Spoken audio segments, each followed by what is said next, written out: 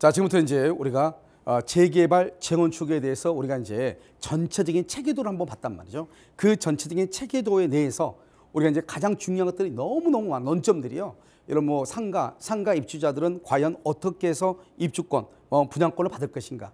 알겠죠? 나는 몇 평의 것을 받을 것인가 하는 여러 가지 논점들이 실제부터는 우리가 그 절차가 중요한 것이 아니고 지금 여기에 하나하나에 들어있는 용어들이 훨씬 더 중요한 것이죠. 그래서 여러분 먼저 보면 재건축이라는 것이 무엇이고 재개발이라는 것이 무엇인가. 여러분 재건축은요, 아파트 같은 거 한번 보세요. 보면은 상하수도 시설이 아주 잘 돼 있죠. 그다음에 아파트 같은 거 보면은 보통 이제 공동구락 해가지고요, 전선들이 다 땅 밑으로 다 이렇게 있어가지고 밖에 뭐가 없어요? 그 전봇대 같은 것들이 없잖아요. 그다음에 아파트 같은 경우는 또 놀이터들이 분명히 있죠. 이런 기반 시설들이 완전히 갖춰져 있단 말이죠. 단지 건물이 노후화가 된 것이죠. 이런 노후된 건물을 다시 쓸어버리고 다시 짓는 것을 우리는 재건축이라고 얘기하는 것이에요. 그러니까 재건축의 경우는 토지의 소유자와 건물의 소유자가 동일해야 되는 것이죠. 알겠죠? 그런데요, 재개발은 뭐냐면 그런 것들이 아주 열악하죠. 여러분들이요, 만약에 어느 동네를 갔는데요, 보통 이제 이렇게 빌라 단지란 말이죠. 이런 데 있는데 건물들이 보통 예를 들어서 30년 이상이 된 건물들 들어가 보면은 어때요? 약간의 하수구 냄새 같은 것이 이렇게 딱 올라오죠. 그런 것들이 뭐냐면 하수 시설이 잘 안 돼 있다 이 말이죠. 그다음에 물을 딱 틀었는데 어때요? 녹물이 나온 경우 있죠. 처음에는요, 상수도 시설이 안 돼 있다 이 말이죠. 그런데 그런 데 가보면 놀이터가 있어요, 없어요? 없죠. 그다음에요, 골목마다 뭐가 많아요? 전봇대들이 정말 너무너무 어지럽게 전봇대들이 많이 있잖아요. 이런 것들이 바로 뭐냐면 기반 시설이 열악하다고 얘기하는 것이에요. 그러니까 이런 시설이 열악한 데를 뭐를 한다? 그것을 하는 것을 재개발이라고 얘기하는 것이에요. 재건축의 경우는 자기 건물을 쓸어버리고 그 토지 위에 자기가 건물을 짓는 거잖아요. 그러니까 이것은 사익적인 경향이 강한 것이고요. 그다음에 재개발이라고 하는 것은 기반 시설이 열악한데요. 이런 기반 시설이 열악한 것을 어때요? 다 갈아엎겠다는 거잖아요. 그래서 공익적 목적이 강한 것이에요. 이것이 이제 재개발과 재건축인데요. 우리가 이제 재개발과 재건축을 쭉 보면은 뭐가 있냐면 정비 기반 시설이 재개발은 열악하단 말이죠. 알겠죠? 안전진단은 지금 올해 6월까지 2025년 6월 말까지는 안전진단, 재건축할 때 안전진단 하지만 그 이후부터는 패스트트랙이라고 들어봤죠? 이러면요, 의원들이 뭐 패스트트랙 통과, 재건축 이런 말 했죠? 그것은 안전진단을 하지 않겠다는 거거든요. 알겠죠? 그렇기 때문에 큰 의미는 지금은 이제 없어지는데 가장 큰 차이가 뭐냐면 재개발과 재건축의 큰 차이는 첫 번째, 재개발의 경우는 토지만 가지고 있어도 입주권을 줘요. 건물만 가지고 있어도 돼요. 그다음에 토지는 가지고 있지 않는데 지상권을 가지고 있는 사람이 있어요. 지상권이라는 것은 뭐냐? 타인의 토지 위에 건물 기타 공작물을 소유할 목적으로 넣는 것을 지상권이라고 하는데 그것만 가지고 있어도 뭐가 있다? 입주권이 나오는 것이에요. 그런데 재건축의 경우는 반드시 토지와 건물의 소유자가 돼야 돼요. 알겠죠? 이것이 이제 가장 큰 차이가 되는 것이에요. 그 다음에 이제 여기 보면 기부 체납이라고 되어 있잖아요. 우리가 어떻게 해야 돼요? 예를 들어서 여기가 10층밖에 올리지 못해요. 그런데 15층으로 올리는 것이 더 사업성이 더 좋잖아요. 왜? 일반 분양분이 더 많으면 어떻게 된다고 그랬죠? 수익이 많아진다. 그러면 종후 자산이 많아진다. 종후 자산이 많아지면은 비용은 어차피 정해진 것이니까 종후 자산에서 비용을 빼가지고, 알겠죠? 그 다음에 종전 자산 감정평가를 가지고 나눈다고 그랬잖아요. 그럼 비례율이 높아진다고 그랬죠. 비례율이 높아지면 어떻게 된다? 나한테는 유리한 것이잖아요. 그렇기 때문에 그런 것을 할 때 이제 중요한데요. 그래서 기부 체납을 해야 돼. 왜? 아직 그런 기반 시설이 없으니까. 그런데요, 재건축의 경우는 거의 대부분 보면 아파트에 보면 뭐가 있어요? 그래서 운동시설 같은 거 다 이렇게 어린이 놀이터 이런 것들이 있잖아요. 그러니까 기부 체납할 수 있는 면적이 아무래도 좀 더 줄어든다. 이렇게 보는 것이고요. 재미있는 것은 재개발과 재건축이 사업 진행의 원활함이 어떻게 되느냐. 이것은요, 그냥 하는 얘기예요. 이런 봐봐요. 재건축은 좀 더 쉽고요. 재개발은 좀 더 어렵다고 되어 있단 말이에요. 이것은 극히 상대적인 것이에요. 왜냐하면 재개발의 경우는 거의 대부분 이제 빌라 단지 이런 데가 많이 껴 있단 말이죠. 그렇기 때문에 사실은 우리가 이제 도시에서는 서로가 잘 몰라요. 잘 모르니까 어떻게 한다? 그냥 이게 빌라보다는 아파트를 짓기를 더 좋아해. 그러니까 아무래도 동의서 진구에 좀 더 적극적이에요. 그런데 재건축의 경우는 같은 아파트가 보통 35년, 40년이 됐다고 하는 것은, 그러면 그 정도의 그런 오래된 아파트에 사람들이 살고 있다고 하는 것은 주민들이 일부는 투자로 들어와 있고 반 이상은요, 반만 현재 거주하는 소유자가 살고 있는데 그 사람들은 그 사람들끼리 너무나 잘 아는 거예요. 왜? 너무나 오랫동안 살아왔으니까. 그리고 돌아가면서요 동대표도 있고 동대표 회장도 있고 그렇기 때문에 저 사람이 어떤 사람인지 성질이 있는지 없는지 실력이 있는지 없는지 좋은 사람인지 아닌 사람 그걸 너무 잘 아는 거예요. 그러니까 이 재건축의 경우는 예를 들어서 성격이 별로 안 좋은 사람이 재건축을 먼저 추진을 해. 그러면 다른 파에서 반드시 비대위 반대파가 나오는 거예요. 그래서 실질적으로 보면 전국에 있는 많은 재건축 단지가 멈춰 있는 단계는 물론 PF가 열리지 않아서 그럴 수도 있지만 거기에는 더더욱 하는 것은 재건축의 경우는 뭐냐? 그것은 자기네들끼리 자기 조합원들끼리 다툼으로 인해서 멈춰 있는 곳이 더 많아요. 그래서 서로 다른 데하고 계약을 해. 알겠죠? 그래서 서로 다른 데하고 돈이 투입이 돼가지고 거기에 대해서 진흙탕 싸움을 하고 있는 것이 더 많단 말이죠. 그렇게 본다 한다면 상대적으로 봤을 때는 재개발이 더 쉽다 이렇게 볼 수가 있는 것이에요. 그 다음에 또 한 가지 이제 뭐냐면 재개발과 재건축에서 큰 차이는 뭐냐면 세입자에 대한 보호가 있는가. 여러분 재건축의 경우는 세입자에 대한 보호가 없어요. 그런데 재개발의 경우는 세입자에 대한 보호가 있단 말이죠. 그래서 최근에요 재건축의 경우 서울시에서 단독주택 재건축 세입자 대책이라는 것을 마련을 했어. 왜? 재건축의 경우는 그게 없으니까 큰 소리가 되잖아요. 그랬는데 서울시는 그렇지만 다른 데는 여전히 세입자에 대한 재건축에 있어서 구제 완급은 거의 없는 것이다. 이게 이제 재건축과 재개발에 있어서 가장 큰 차이점들을 얘기하는 것이고요. 그 다음에 여기서 이제 보면 이 재개발과 재건축에 있어가지고 다른 것은 다 비슷하니까 놔두고 어디를 보시냐 세입자 보호 규정을 먼저 보잔 말이죠. 이주비라고 하는 것은 소유자한테 주는 거니까 조합원한테 주는 거니까 세입자는 어디나 받을 수가 없는 것이죠. 알겠죠? 그래서 이주비 같은 것은요. 그 다음에 이주 정착금이라고 돼 있잖아요. 이주 정착금도 당연히요 세입자는 없는 것이죠. 문제는 뭐냐면 이사 비용하고 주거 이전비가 문제가 돼요. 알겠죠? 이 이사비하고 주거 이전비라고 하는 것은 세입자의 경우는 이것은 인정을 해준단 말이죠. 어디요? 재개발에서는.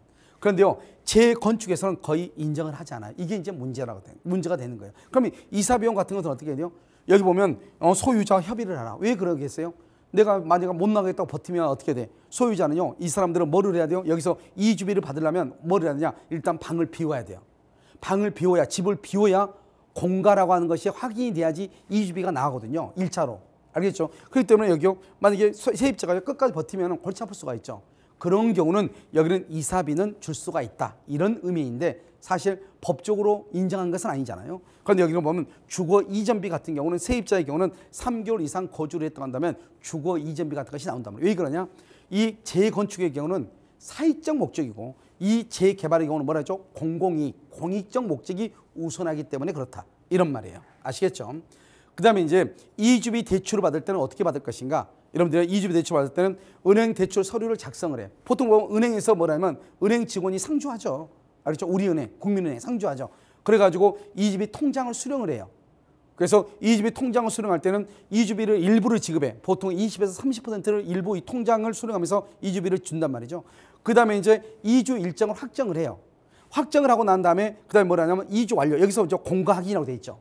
그러면 어떻게 하냐면 각 직원들이 돌아다니면서 공가 확인을 한단 말이죠. 그래서 여기서 보면 협력업체 직원들이 공가 처리 확인 후에 나머지 이주비를 입금을 해주는 거예요. 그러니까 여기서 이제 문제가 되죠. 임차인들이 안 나간단 말이죠. 그럼 어떻게 해야 돼요? 이주비를 받아야 되는데 못 받는 거잖아요. 그래서 이때는 협의를 한다. 이것은 그러니까 법적으로 뭔가를 인정해 준다기보다는 이것은 어떤 사실적인 문제인 것이잖아요. 그러니까 재건축의 경우는 사실은 그것을 인정하는 경우가 좀 드물고요. 재개발의 경우는 뭐냐면 초과이익 환수 제도가 없잖아요. 그런데 재건축의 경우는 초과이익 환수 제도가 있어. 재개발은 없는데 그것이 또 하나의 큰 차이가 되는 것이에요. 무슨 말이겠죠? 또 한 가지는요. 이 재건축의 경우는 상가가 있죠. 상가동이 있으면 상가동도 또 뭐죠? 동의를 받아야 돼요. 상가동은 사실 몇 세대가 안 되잖아요. 그러니까 상가동도 재건축에 동의를 해야 되는데 이 상가동에서 재건축 동의를 안 해주죠. 왜? 자기네들은 가격을 아주 후려치니까요. 이 사람들은 뭐죠? 아파트도 입주권도 신청을 못 한단 말이죠. 그렇기 때문에 이 상가에 있는 사람들, 이 사람도 우리는 뭐냐면 재건축 각각의 동마다 동의율이 일정 이상이 돼야 되거든요. 그러니까 이 상가 소유자들을 보호하기 위해서 어떻게 한다? 상가 소유자들한테요, 너 입주권을 주기 위해서 거기에 대한 특별한 혜택을 주는 것이죠. 이런 것들이 이제 문제가 되기도 해요. 그다음에 이제 또 한 가지 보면 여러분요, 여기서 분양권 관련 용어라고 돼 있잖아요. 이게 이제 손피거래라고 하는 것이에요. 여러분들이 이제 가장 중요한 얘기예요. 손피거래라고 하는 것이요. 그거 왜 그러냐? 지금은 여러분요, 이제 분양권을 거래할 때 반드시 이걸 봐야 돼. 아직도 여러분들 보면은 블로그라든가 이런 거 보면은 이제 그 올해요, 작년 말이죠, 말에 바뀐 건데요. 그 바뀐 내용이 나와 있는 것이 아니고 기존에 있던 내용이 있으니까 그걸 읽고 지금요 분양권에 가서 내가 이익을 본다 하면 큰일 나는 거예요. 그래서 우리가 이제 분양권이 있죠. 청약이 끝나고 분양에 당첨된 사람들이 분양권이고요. 아까 얘기했죠, 입주권이라고 하는 것은 무엇이다. 우리가 관리처분 계획 인가가 나오면은 이제 건물에 철거하게 되죠. 건물에 철거하면 땅만 남잖아요. 그것을 이제 대신해서 주는 게 뭐다? 입주할 수 있는 권리. 나중에 아파트를 짓게 되면 그걸 입주권이라고 하는 것이고, 분양권은 별도로요, 청약 통장을 통해서 일반 분양에 당첨이 돼야지 얻을 수 있는 권리. 그걸 분양권이라고 하는 것이고, 손피 거래를 많이 하죠. 손에 쥐는 프리미엄. 좀 이따 설명하고요. 그 다음에 풀피라고 하는 것은 플러스죠. 좀 더 뭐죠? 내가 산 것보다 더 많이 받는 거죠. 그 다음에 마피라고 해서 마이너스죠. 가장 이제 안타까운 것이죠. 샀는데 마이너스 피야. 좀 손해를 본다 이 말이죠. 무피라고 하는 것은 시세로 그냥 나 돈 없어, 그냥 산 거 그냥 5억에 분양받아 5억에 분양권을 샀어, 그냥 5억에 가져가. 그걸 무피라고 하죠. 초피라고 하면은요, 우리가 이제 분양권에 이제 당첨이 되죠. 그래서 이제 분양 계약서를 쓸 거 아니에요. 그 사이에 파는 거, 그것은 이제 초피다 이렇게 얘기하고요. 손피 계산법이라고 해서 아주 중요한 것을 나왔죠. 이 손피 계산법이라고 하는 것이 옛날에는 1차 양도세하고 2차 양도세만 분양권 양수인이 책임을 졌단 말이죠. 근데 지금은 그렇지 않아요. 지금은 전부 다 책임을 지는 거예요. 언제까지? 제로가 될 때까지. 이게 여러분요 큰 문제니까, 여러분 이것은 예전에 손피 계산법이 이렇다 이 말이에요. 이걸 알고 지금부터 이제 설명을 해야 되기 때문에요. 자요, 분양권 세율이죠. 분양권에 그 세금을 낼 때 얼마만큼의 그 세금을 내는가 이 말이잖아요. 1년 미만은 70%인데요. 여기 보면은 뭐가 있다? 지방세가 또 10%가 붙으니까 77%예요. 그 다음에 2년 미만은요 66%예요. 그 다음에 2년 이상이 되면 6에서 42%, 그걸 말한다 기본 세율이라고 하는 거잖아요. 이거는 이제 입주권, 조합은 입주권하고 분양권은 다르다고 그랬죠. 분양권의 경우는요 77%고 66%예요. 1년 미만은 77%, 분양권은 내가 예를 들어서 6억짜리 5억에 사서 6억에 판다 이 말이죠. 6억에 파면 1억이 지금 초과가 됐죠. 초과에 대해서 77%를 내는 거예요. 그러면 7,700을 내는 거예요, 세금으로. 알겠죠? 남는 게 없겠죠? 알겠죠? 여기 보면 1년 미만일 때 그렇고요. 그러니까 분양권하고 입주권하고 약간 다르다 이 말이죠.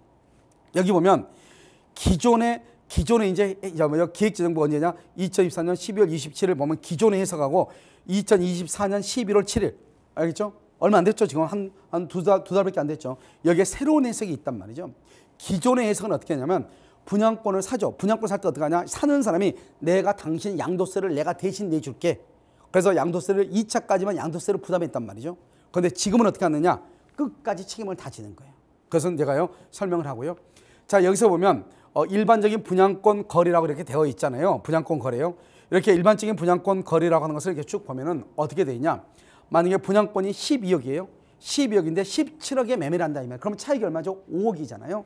그럼 5억이면 내가 1년 이상 보유했다. 그러면 66%잖아요. 1년 미만은요 77%니까요. 지방세까지 해가지고요. 그러면 양도가액의 취득가액 해가지고 딱 하면은요 얼마 정도냐? 양도세가 3억 한 3천 정도가 양도세가 나와요. 66%라면. 알겠죠? 그러니까 만약에 갑이라고 하는 사람이 이것을 을한테 판단 말이죠. 그래서 이것을 12억 원에 사가지고 예를 들어서 17억에 판단 말이죠. 갑이 만약에 양도세를 낸다? 그러면 3억 3천 정도를 양도세를 내고 나머지를 가져가. 그러니까 1억 한 얼마 가져가? 1억 한 얼마 가져가겠죠? 1억 7천 정도? 그런데요, 을이 만약에 양도세를 내기로 하잖아요. 그럼 달라져. 왜냐하면 을이 만약에 양도세를 내기로 하면은 갑이 내야 될 양도세를 을이 대신 내주잖아요. 이건 뭐가 똑같아요? 증여하고 똑같은, 공짜로. 왜 갑이 내야 될 것을 왜 을을 너가 내? 그러면 그것은 뭐냐? 증여를 해주는 것이에요. 그래서 어떡하냐? 이 양도세를 을이 내는 것이에요. 그러면 3억 3천 내는 거예요. 한 번 더 내는 거예요. 3억 3천에 대한 66%를 또 한 번 내는 거예요. 알겠죠? 왜? 공짜로 했으니 원래 이것은 세금 내야 될 것은 갑이 내야 될 것이고, 두 번째 것은 을을 너가 내야 될 것이다 이 말이에요. 그래서 두 번에 거쳐서 양도세를 계산해서 양수인이 지금까지는 냈단 말이죠. 알겠죠? 그런데 이번에 법이 어떻게 바뀌었냐? 방금 얘기했죠? 그냥 끝까지 다 그것을 없앤다 이 말이죠. 그러면 어떻게 없애는 것이냐? 이렇게 하는 것이죠. 봐봐요. 지금 여기면 12억이죠. 12억을 17억에 지금 팔았잖아요. 17억 하면 차액이 5억이잖아요. 이 5억을 만약에 양도인이 내기로 했으면 3억 3천만 내면 끝이에요. 그런데 보통 우리가 분양권을 양도할 때는 양수인이 양도세를 내기로 하고 산단 말이에요. 양수인이. 아시겠죠? 그런 경우는 여기 5억이잖아요. 5억에 대해서 0.66%, 만약에 1년 미만이면 0.77%고 0.66%를 5억에 대해서 그러면 3억 3천 정도를 먼저 빼죠. 그 다음에요, 이것은 원래 갑이 내야 될 것을 을이 대신 내줬다고 했잖아요. 그러면 을 자기도 세금을 내야 되겠죠. 여기다 다시 또 곱하기 0.66을 또 한단 말이죠. 그러면 또 한 2억 얼마, 2억 한 예를 들어서 5천에 막 5천 나오겠죠. 예전에는 이것만 냈단 말이죠. 그런데 지금은 그렇잖아요. 여기다 다시 0.66. 그럼 또 나오겠죠. 거기다 다시 또 곱하기 0.66. 또 나오겠죠. 또 곱하기 0.66. 이렇게 하는 거예요. 그러니까 결국은요, 차액 5억에 대해서 계속해서 0.66을 곱하다 보면은요, 결국은 9억 한 8천 정도? 이 정도의 세금이 붙게 되는 거예요. 그러니까 지금은 양도세, 분양권을 양수하는 시대는 양수해가지고, 양수를 해가지고, 아무리 거기가 좋은 시장이라 할지라도 이익을 보는 경우는 뭐 서울에요, 한두 군데 특별한 단지병원은 이제는 지방이나 다른 권에서는 이제는 없다. 이렇게 보시면 돼요. 그러니까 여러분들이요, 이제 이 초피 거래로 해서 우리가 손피 거래로 해서 돈을 버는 시대, 그런 시대는 지났다. 이렇게 보시란 말이죠. 무슨 말인지 아시겠죠? 그래서 여러분요, 우리가 이제 여기서 이제 보시면 어떻게 보냐면, 기존에 이제 국세청의 기존에서 방금 내가 얘기했던 것이고, 이것은 이제 글로 이제 책으로 쓰다 보니까요, 글로 이렇게 됐고요. 2024년 11월 25일 날 새로운 제도가 나왔다, 이런 말이에요. 그 새로운 제도가 뭐냐? N차를 징수하겠다. N차. 여러분, N차 징수가 뭐예요? 끝까지 가겠다. 0이 될 때까지 하겠다, 이 말이죠. 그럼 여기 보면 만약에 예를 들어서요. 1차분이 3억 2천인데요. 여기에 다시 우리가 아까 5억 있죠? 5억에 대해서 0.66을 하면은 3억 2,800, 3억 3천 정도 된다고 그랬죠? 여기에다가 다시 0.66을 또 곱해. 그러면 1억 700만이 나와. 1,700. 여기에다가 또 0.66을 곱해. 그러면 또 1억 4천이 나와. 여기에다 다시 또 0.66을 곱해. 그럼 8,800이 나와. 여기에 또 0.6을 또 곱해. 꼭 곱해서 계속 곱해가지고 0이 될 때까지. 끝까지 가는 거야, 지금은. 끝까지. 그래서 여기 보면 양수인이 부담하는 양도세에 대해서 끝까지 과세하겠다. 이게 바로 뭐냐? 이게 바로 증여세를 이렇게 하거든요. 증여세를. 아버지가 아들한테 아파트를 주면서 아버지가 대신 증여세를 내주죠. 그럼 거기에 대해서 증여세를 또 부담해요. 알겠죠? 근데 이 증여세를 아빠가 또 부담하죠. 그럼 또 거기에 대해서 또 증여세를 또 부과해요. 끝까지 가요. 그러니까 증여세하고 양도세를 또 동일하게 보겠다, 이 말이죠. 국세청의 견해는. 그렇기 때문에 여러분들이요, 추가를 하면 얼마 되냐? 9억 7천만 원. 그러니까 5억짜리 양도세를 0.66 곱해서 끝까지 가면 얼마가 된다? 9억 7천만 원의 양도세를 추가로 부담해야 돼. 그러니까 여러분요, 12억짜리를요, 내가 17억에 샀는데요, 여기다가요, 9억 7천이니까 10억을 더 더해봐. 그러면 얼마 주고 산 거죠? 27억 주고 산 꼴이 되는 거잖아요. 그러니까 앞으로는요, 우리가 분양권을 사가지고 이익을 보는 시대는 지났다는 거죠. 알겠죠? 그래서 언제부터요? 2024년 11월 25일부터. 아시겠죠? 그럼 어떻게 해야 된다? 이제는 입주권을 가지고 있는 사람은 나중에 이제 설명하겠지만 1+1이라고 하는 것이 있단 말이죠. 그러면 입주권을 가지고 있는 분들은 그것을 어느 타이밍에 이것을 처분해야 되는가, 이런 것들은 이제 우리가 잘 봐야 되죠. 그러면 이제 비과세하는 제도가 있고 비과세가 되지 않는 것이 있단 말이죠. 그래서 이제 우리가 다음 시간에 볼 건데, 그게 또 1+1이 너무너무 중요해요. 아시겠죠? 그래서 여러분들 여기 이 사항을 해야 되는데, 그럼 어떻게 해야 돼? 앞으로는 제가 이거 써놨잖아요. 앞으로는 그럼 어떻게 해야 돼? 앞으로 우리가 거래를 할 때는 도대체 분양권을 양수할 때는 특약사항을 반드시 써야 돼. 양수인이 어디까지 양도세를 부담할 것인가. 이게 더 이상 양수인이 부담하면 안 되고 끝까지 가면 9억이 돼버린단 말이죠. 그럼 어느 시점에서는 양도인이 부담을 해줘야 된단 말이에요. 그래야지 없어진단 말이죠. 무슨지 아시겠죠? 그렇기 때문에 예를 들어서 4차까지만 양수인이 부담한다. 5차까지 양수인이 부담한다. 이런 것들을 특약상에다 써야 돼. 그러려면 어떻게 해요? 계산을 해야 되겠죠. 1차는 얼마, 2차는 얼마, 3차는 얼마 해가지고 이 분양권을 양도할 사람이 나는 3차는 내가 책임질게. 그러면 1차, 2차 너가 책임져. 이런 식으로. 그런 특약사항을 반드시 계약서에 명기해야 된다. 그렇지 않으면 나중에 이제요, 이것 때문에 문제가 발생할 수 있다. 무슨 말인지 아시겠죠? 그래서 그럼요, 분양권을 가지고 우리가 돈을 버는 시는 지났다. 이렇게 보시면 되고요. 그 다음에 이제 여기서 이제 보시면 일반 분양권, 일반 거래시, 내가 거래할 때요, 여기 분양가가 12억이었는데요, 17억이 됐죠. 그럼 차익이 얼마죠? 5억이죠. 5억이 만약에 1년 이상 보유했다. 그럼 0.66이라고 그랬죠. 0.66 보면 3억 3천, 3억 2,800이죠. 3억 3천 정도가 양도세로 가고 내 이익은 1억 7천밖에 안 되는 거예요. 알겠죠? 그러니까 그러면 나는 어떻게 하냐? 나는 여기서 손피 거래한 것이 옛날에 이렇게 했거든요. 손피 거래. 할 때 내가 갑이라는 사람이고 이제 을이라는 사람한테 뭐라 하냐? 나는 죽었다 깨나도 1억 7천밖에 이익이 없는 거예요. 그러니까 이 사람한테 내가 뭐라 하냐? 내가 이 매매가 있죠? 이 분양가 매매가를 내가 14억으로 해줄게. 14억으로 팔게. 그러면 이것을 뭐란다? 이것을 이제 가격을 다운시키죠. 다운 계약서. 이게 이제 문제가 돼. 그러니까 이제 국세청에서 지금 계속 뭘 얘기하고 있냐? 다운 계약서가 문제가 될 수 있다. 이렇게 지금 얘기하고 있단 말이죠. 그렇기 때문에 14억으로 이렇게 다운해서 하면 이 사람은 어때요? 12억짜리 17억에 사야 되는데 14억이면 일단 얼마가 이익이죠? 3억을 여기서 이익을 받네요. 알겠죠? 그리고 난 다음에 나한테 나는 뭐라 하냐? 1억 7천이라고 나는 2억을 보장해줘. 2억을 나한테 보장해줘. 이게 손피거래요. 원래는 이 사람이 팔면은 1억 7천밖에 이익을 못 보는데 나한테 2억을 보장해줘. 그리고 나는 나한테 얼마 한다? 1억 얼마다? 14억에 팔게. 이런 거란 말이죠. 무슨 말인지 아시겠죠? 그렇게 하면서 0.66 하면은 1차 양도세 양수인 부담하고 2차도 양수인 부담하고 여기서 끝났단 말이죠. 지금까지 이게 끝났어. 지금까지는. 알겠죠? 그런데 여기서 이제 뭐냐면 일반 부양권 할 때 하고 딱 보면은 먼저 구조를 딱 보면은 여기는 보면 어떡하죠? 여기 일반 거래를 쭉 봤을 때 하고 손피 거래를 했을 때 약간 차이가 있죠. 양수인이 부담하고 양수인도 어때요? 두 개 부담해봤자 2억 2천 정도밖에 안 되죠. 그러면 결국은요, 자기는 3억 원에 다운을 받아가지고 2억 한 2천 정도만 자기가 부담을 하니까 8천 정도 이익이 되고요. 그다음에 이 갑은요, 갑은 자기는 1억 7천 정도밖에 이익이 없는데 3천을 더 해가지고 2억을 내 손에 쥐어달라. 손피잖아요. 그러니까 이 사람도 3천 정도 이익이 보고 서로 윈윈이었단 말이죠. 지금까지는. 알겠죠? 그런데 지금 어떻게 됐다는 거예요? 이제는 그렇게 못한다는 거예요. 그럼 여기서 어떻게 한다?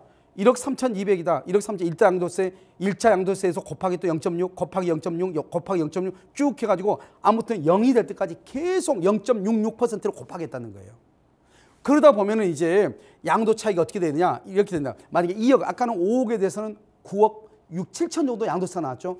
2억에 대해서는 계속 0.66을 하다 보면 3억 8,800만 원이 된다는 거예요. 결국은 나는 3억을 다운받아서 샀는데 결국 8천을 더 내는 그런 꼴이 되는 거예요. 내 말 지금 무슨 말인지 알겠죠? 그렇다 하더라도 크게 이 사람은 예전에 비해서 만약에 양도 차익이 5억으로 해서 다운계약서 쓰지 않고 5억으로 했을 때 9억 8천, 7천만 원, 8천만 원의 이자 세금보다는 3억 8천 반 정도로 줄어들었죠. 알겠죠? 그렇기 때문에 이제 이런 것들이 있으면 분명히 시장에서는 어떻게 거래될 것이다. 다운계약서로 거래될 것이다. 알겠죠? 그러면 국세청은 어떻게 할 것인가? 이걸 잡겠다는 거예요. 그런데 당사자 간에 우리가 거래라고 하는 것은 계약 자유 원칙에 의해서 자기 멋대로 계약할 수 있단 말이죠. 이것을 어떻게 막겠다는지 잘 모르겠지만 이런 것들을 잘 활용하고 양도인과 양수인 간에 적절한 합의만 있으면 이런 것들은 이제 피해갈 수는 있겠죠. 이것을 피해가려면 어떻게 해야 된다? 계산이 좀 더 정교해야 된다. 이것을 얘기를 드리는 것이에요. 무슨 말이겠죠? 그래서 이번 시간까지는 우리가요 재개발 재건축하고요, 그다음에 손피 거래에 대해서 양도세에 대해서 여러분한테 설명했고요. 다음 시간에는요, 우리가 이제 1+1에 대해서 우리가 투자의 가치, 투자의 시기에 대해서 살펴보도록 그렇게 하겠습니다. 여러분 감사합니다.